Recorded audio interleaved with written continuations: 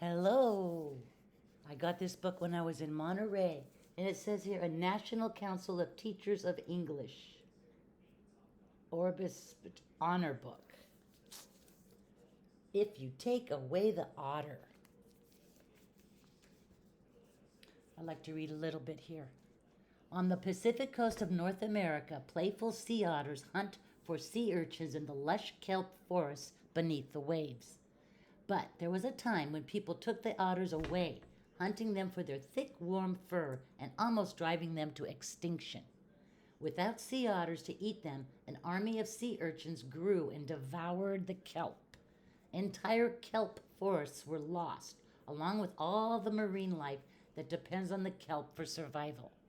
But when people protected the sea otters, their numbers began to recover, and so did the kelp forests. With beautifully written prose, meticulously researched asides, and scenes of dynamic marine life, Susanna Berman Deaver and Matthew Truman clearly demonstrate a trophic cascade and habitats recovery. If you take away the otter, beautiful pictures. On the Pacific coast of North America, where the ocean meets the shore, there are forests that have no trees. These forests are not on land, they are ocean forests, forests of kelp. Kelp is a large marine algae or seaweed. Like the plants we see on land, algae make food from sunlight. There are many different types of algae. Some are just a single cell, really tiny, and some are much larger, like kelp. The kelp acts as the trees in these forests. It clings to the rocks at the bottom of the ocean and grows up toward the surface, sometimes reaching more than 100 feet, 30 meters tall. Kelp grows near the shore where the water is cold and clear and where the ocean floor is rocky. It attaches to the rocks with special parts called holdfasts, which look a little bit like roots and keep the kelp from floating away in the waves. Some types of kelp can grow a foot, 30 centimeters, in a day. In between and under the towering kelp, smaller seaweeds grow alongside many different kinds of animals. Kelp forests are full of living things. Kelp forests help slow down strong waves, sheltering animals and protecting the shore from washing away.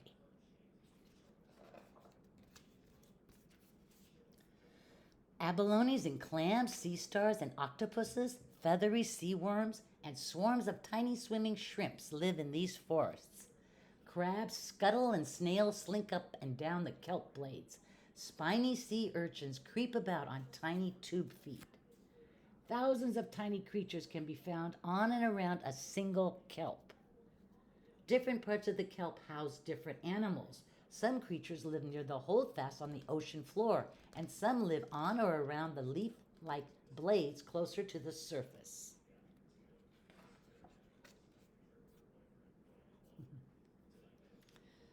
Kelp forests are good places for young fish to grow up.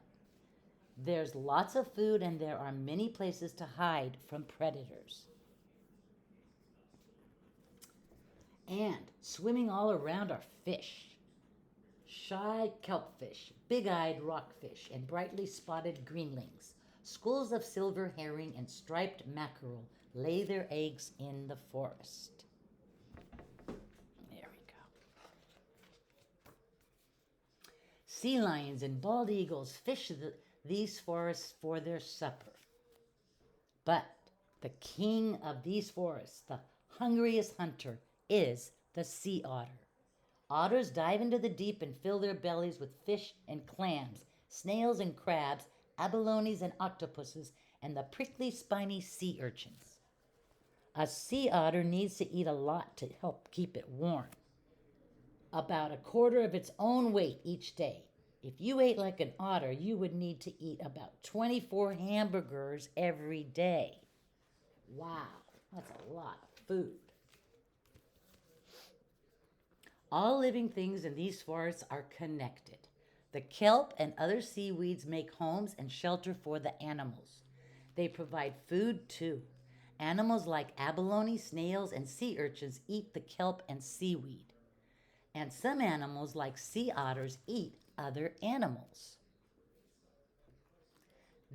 There is just enough seaweed eaters, and enough meat eaters to help the forests thrive. But there was a time when people took the otters away. Interesting.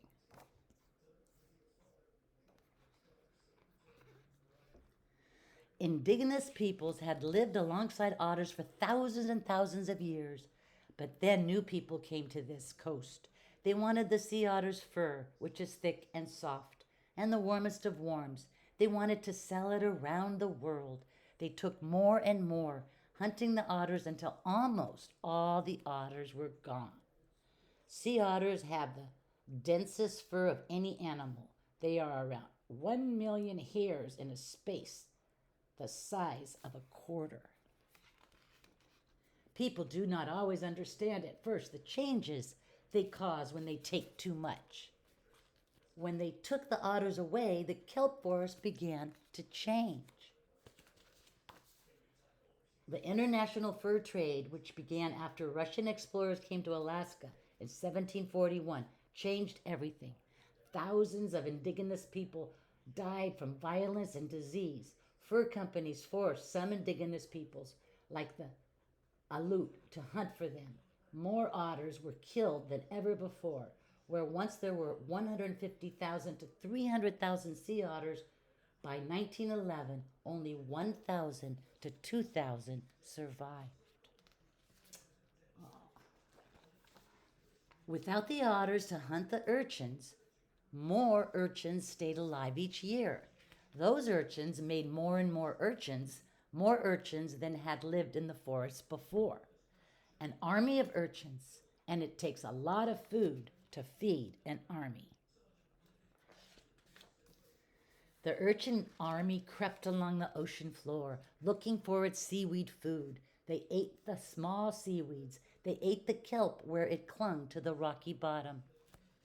One by one, the kelp was cut down. Kelp by kelp, ocean forests fell. Sea urchins usually eat drifting seaweed. But when there are a lot of urchins, they will also go after the kelp. They chew away at the holdfast. Then the whole kelp breaks free and floats away. Gone were the stands of towering kelp and the shelter and food they gave. When kelp forests disappear, the number of kelp forest fish go down. When eagles can't find enough of those fish to eat, they hunt other birds instead. Gone were homes for the kelp forest fish and the safe hiding places for their babies and eggs. When the ocean floor is covered with hungry urchins, any new kelp that starts to grow is quickly eaten. These places are called urchin barrens. People do not always know at first why changes are happening beneath the waves. But they could see that otters were becoming harder and harder to find, and that made some people worried that the otters could disappear forever. So they made new laws to protect the few otters that were left. In 1911, the United States, Russia, Japan, and Great Britain signed the International Fur Seal Treaty, which stopped non-indigenous sea otter hunting and selling of other furs. People worked hard to protect the remaining otters and made sure that they had safe places to live.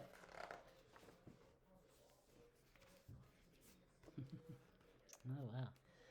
And slowly, the otters began to come back. And the otters, those hungry hunters, attacked and ate the urchin armies. With fewer urchins creeping about, new kelp could once again grow tall, dancing in the waves. Where the otters have come back to have kelp forests. When people protected the sea otters, they protected the forests. Those forests are homes again for crabs and snails, sea worms and shrimps. They make safe places for the fish and their eggs. There is food for the seaweed eaters. There is food for the hunters. There's just enough of everything to help the kelp forests and all that depend on them thrive.